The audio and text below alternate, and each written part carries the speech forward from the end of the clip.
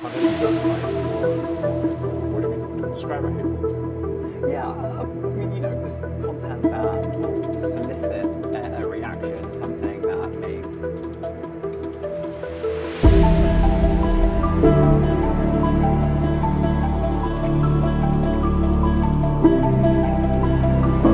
About something else. Narendra Modi, the BBC did a documentary about Narendra Modi and his leadership during the riots in Gujarat. We then believe that some of that content was taken off Twitter. Was that at the behest of the Indian government? I'm not aware of that particular situation. So you're not sure? I don't know. I don't know about that. What exactly happens under the situation in India. The rules in India for what can appear on social media are quite strict, and we can't go beyond the laws of the country. But do you get that if you do that, you incentivize countries around the world to simply pass more draconian laws? No. Look, if we have a choice of either our people go to prison or we comply with the laws, we will comply with the laws. The same goes for the BBC.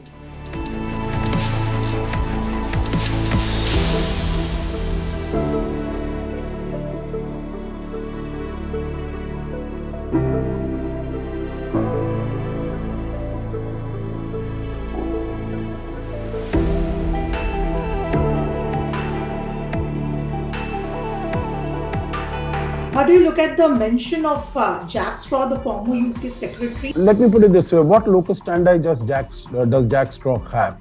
If he said that he sent some of the diplomats to undertake an investigation or an inquiry, I think it was going much beyond the diplomatic responsibilities of the officials who are posted in the UK High Commission.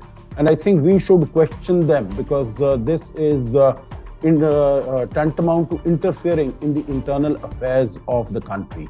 He can come to any conclusion, like the opponents of Prime Minister Modi can come to any conclusion, but it does not hold any validity. It has no evidence.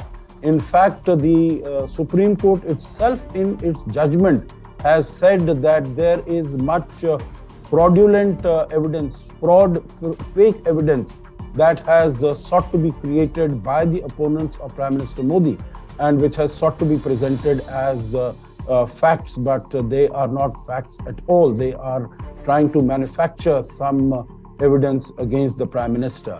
I think Jack Straw is really motivated by electoral compulsions, because in his constituency there are about 35% Muslims. There is a very less than 1%, less than 0.5% of Hindus in his constituency.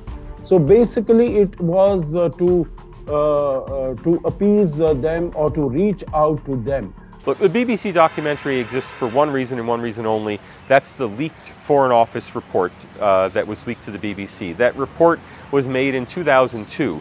I think we have to ask, why was that report leaked now? I mean, no report, no documentary. There wasn't enough material in this documentary to justify its production without the leaked report.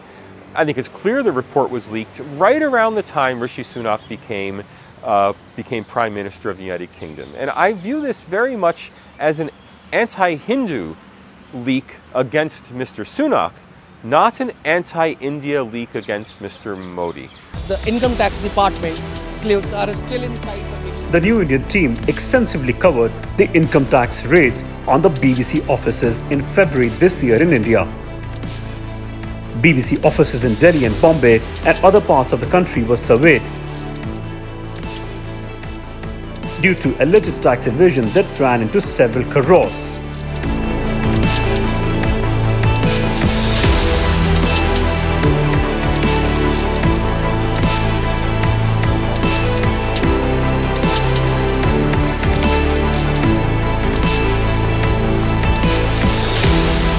Around 30 years ago in 1994, Mark Tully, who is a famous journalist, had resigned from the BBC, stating that the BBC's managers are corrupt. We had tried to talk to Mr. Tully, but his silence on the issue that is related to the IT income tax raid at BBC offices in Mumbai and Delhi gives the dead giveaway on this particular issue. He was kind enough to let us in.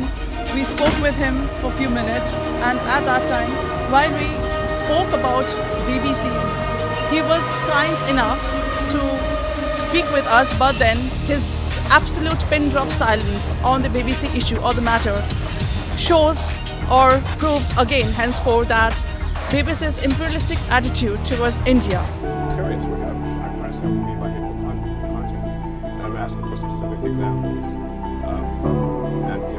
And you just said that if something is slightly sexist, For such fine news breaks and video features from ground on your mobile phones, don't forget to subscribe to our channel, The New Indian, by clicking on the bell icon.